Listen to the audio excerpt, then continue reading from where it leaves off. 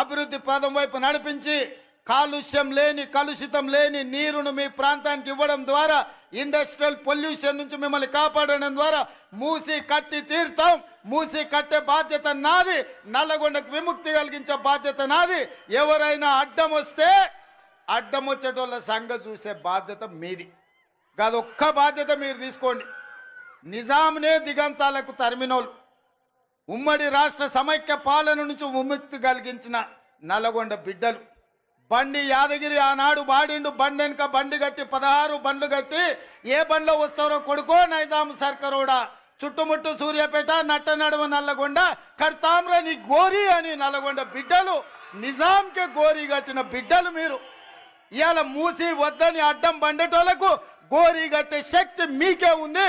మీరు అనుకుంటే ఎల్బీ నగర్, మహేశ్వరం, ఇబ్రాహీంపట్నం, ఉప్పల్ నియోజకవర్గాలు నల్లగొండ బిడ్డలు దలుచుకుంటే బీఆర్ఎస్ వాళ్ళ డిపాజిట్లు గల్లంత అవుతాయి.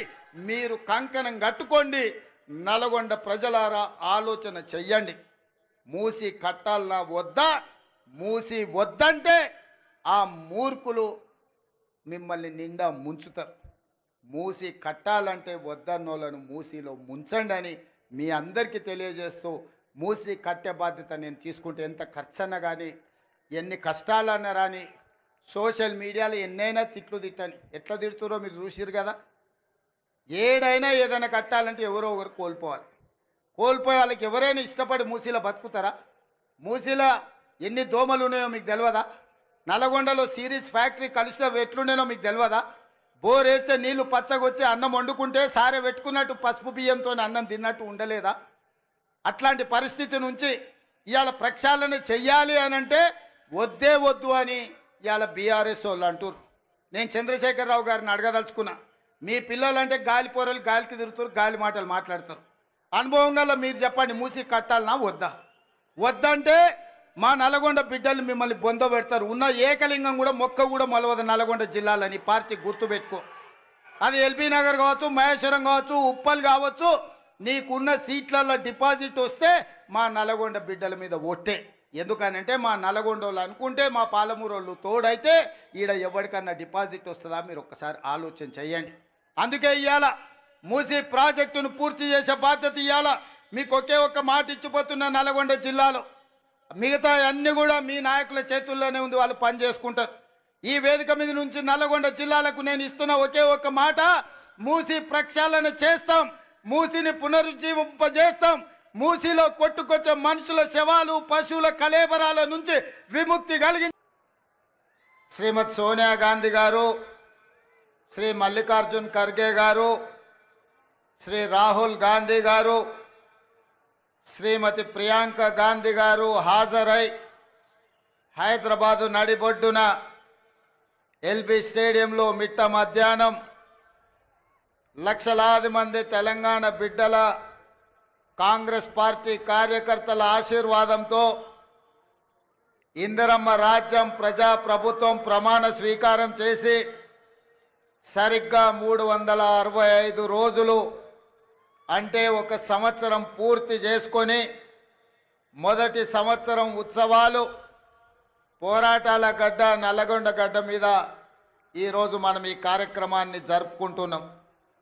మిత్రులారా, జూన్ 2, 2014కు ఎంత ప్రాధాన్యత ఉందో డిసెంబర్ 7, 2023 కావచ్చు, డిసెంబర్ 7, 2024 కావచ్చు, అంతే ప్రాధాన్యత ఉంది. ఎందుకంటే ఉమ్మడి రాష్ట్రంలో సమైక్య పాలనలో ఆనాడు తెలంగాణ వివక్షకు లోనై ముఖ్యంగా నల్గొండ జిల్లాలో సాగునీటి ప్రాజెక్టులు ఫ్లోరైడ్ మహమ్మారిని తరమాలని ఉమ్మడి రాష్ట్రంలో ఎంత ప్రయత్నం చేసినా ఆనాడు సంపూర్ణమైన సహకారం అందలేదు. కానీ తెలంగాణ ఉద్యమానికి నాయకత్వం వహించడంలో నల్లగొండ గడ్డ ముందు బాగాన నిలబడ్డది. తొలి దశ తెలంగాణ ఉద్యమంలో ఆనాడు కొండా లక్ష్మణ్ బాపూజీ తన మంత్రి పదవికి త్యాగం చేసి మళ్ళీ తెలంగాణ రాష్ట్రం వచ్చే వరకు ఏ పదవిని నేను చేపట్టను అని పదవి త్యాగం చేసిన మహానుభావుడు. ఆనాడు ఈ జిల్లా భువనగిరి ప్రాంతానికే ప్రాతినిధ్యం వహించిండు.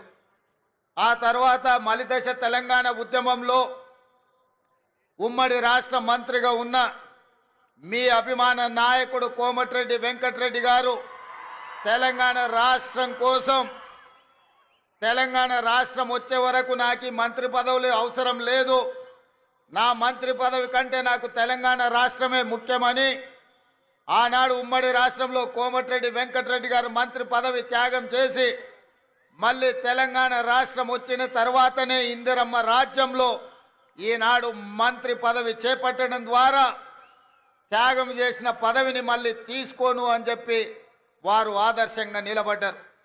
వీరే కాదు, మలిదశ తెలంగాణ ఉద్యమంలో ఆత్మ బలిదానం చేసుకున్న అమరవీరుడు శ్రీకాంతాచారి ఈ ప్రాంతానికి చెందిన వాడే. ఈ నల్గొండ జిల్లా తెలంగాణ ఉద్యమంలో తొలిదశ మలిదశ తెలంగాణ ఉద్యమంలో ఈ నల్గొండ ప్రాంతం పోషించిన పాత్ర ఎవరు మర్చిపోలేనిది. అదే కాదు, ఎప్పుడు ఈ గడ్డ మీద కాలు పెట్టినా నల్గొండ గాలి పీల్చుకుంటే ఆనాటి సాయుధ రైతాంగ పోరాటమే గుర్తుకొస్తుంది. ఆనాడు నిజాంలకు వ్యతిరేకంగా రజాకర్ల అరాచకాలకు అడ్డంగా నిలబడి భూమి కోసం, భుక్తి కోసం, విముక్తి కోసం ఈ నల్గొండ గడ్డ మీద ఆడబిడ్డలు నడుం బిగించి ఒడిసేలలో రాళ్లు పెట్టి ఒడివడిగా కొడుతూ నిజాంలను దిగంతాలకు తరిమి కొట్టిన సాయుధ రైతాంగ పోరాటానికి నాయకత్వం వహించిన ఈ నల్గొండ గడ్డ గాలి పీల్చుకుంటేనే ఆ ఉద్యమ స్ఫూర్తి వస్తుంది.